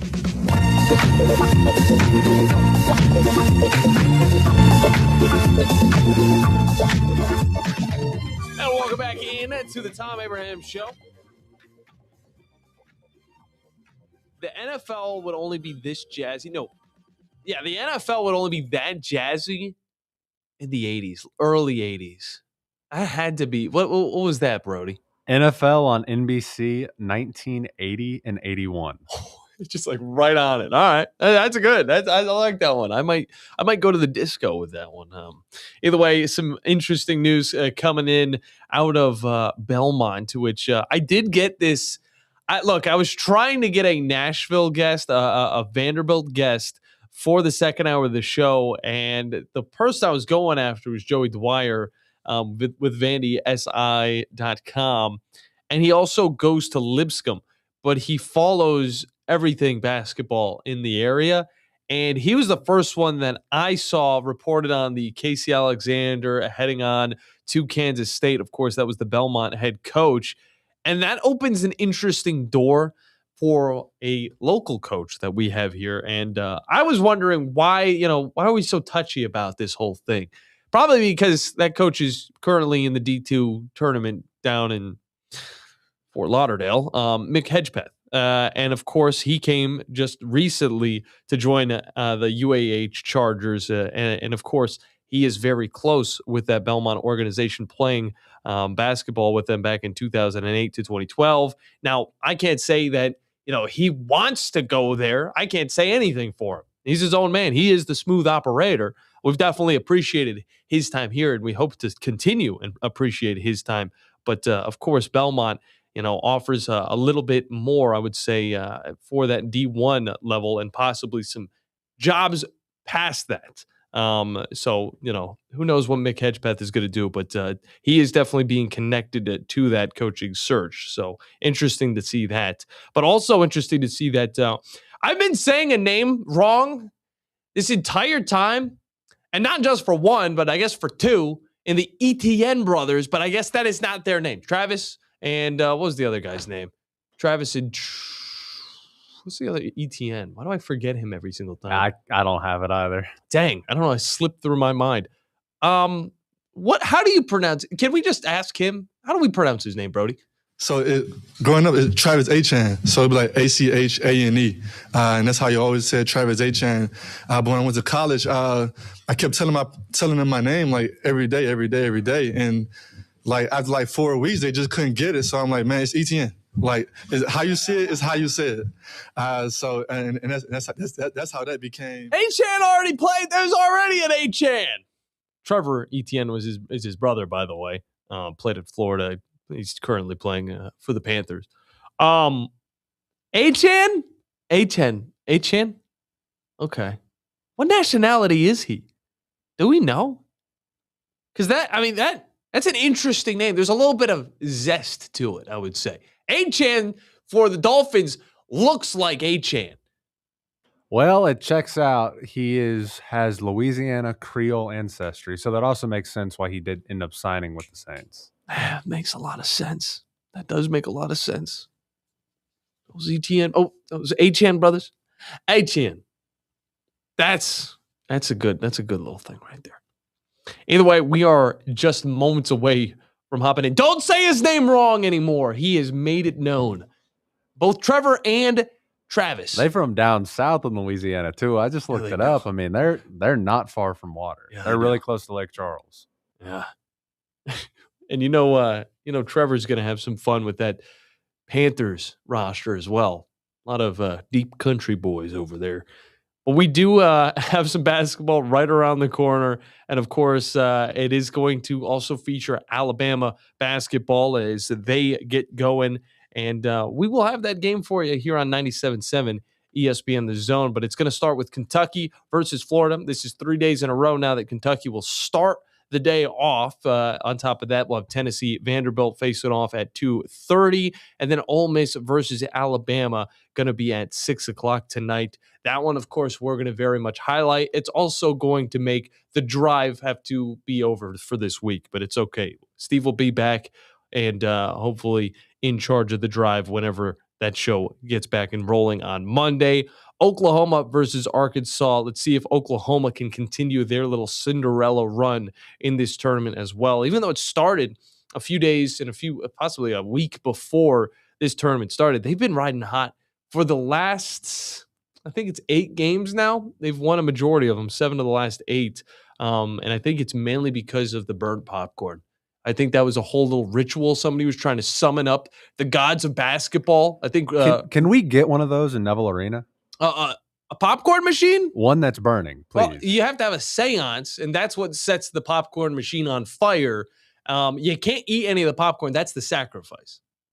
All the popcorn's going to be burned. You can't eat it, and you might burn down the building as well.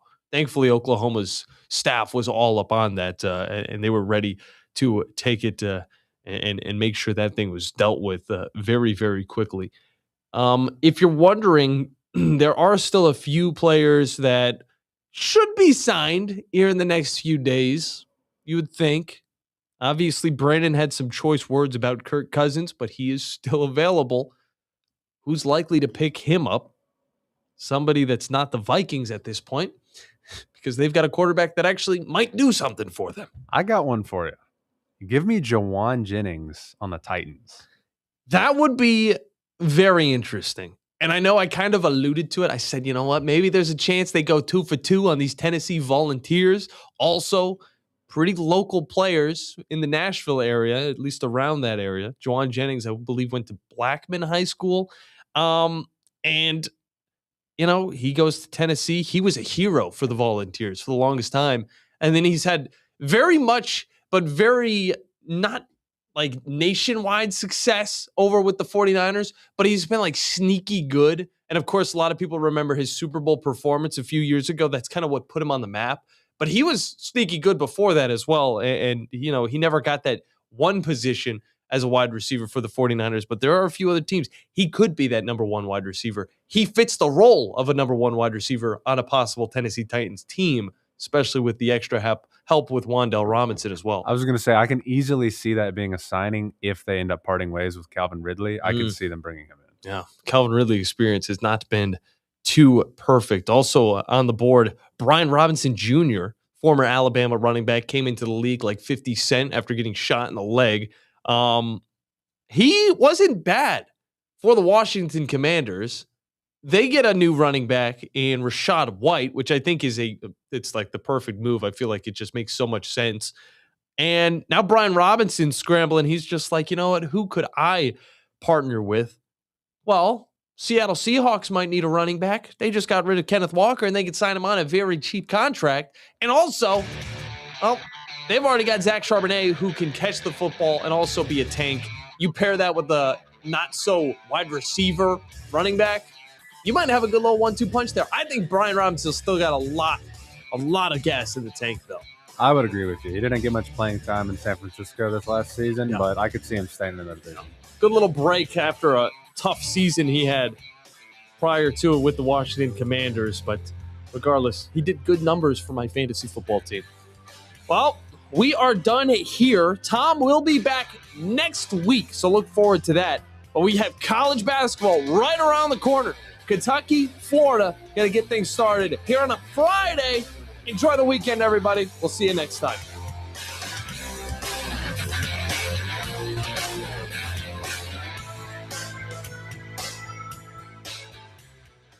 This is Brent Musburger's VSiN Action Update on 97.7 ESPN The Zone. Drivers who switch to Progressive have an annual savings of nearly $750. Progressive.com. 15th ranked Alabama will play in the quarterfinals today of the SEC tournament as they take on Ole Miss. Ole Miss 14-19. Alabama's 23-8. Alabama's a 9.5-point favorite. The total is 163.5. The rest of the SEC quarterfinals today. Kentucky Wildcats take on Florida. The Gators are a 10.5-point favorite against the Kentucky Wildcats. Top 25 matchup as Vanderbilt meets Tennessee. Vandy is a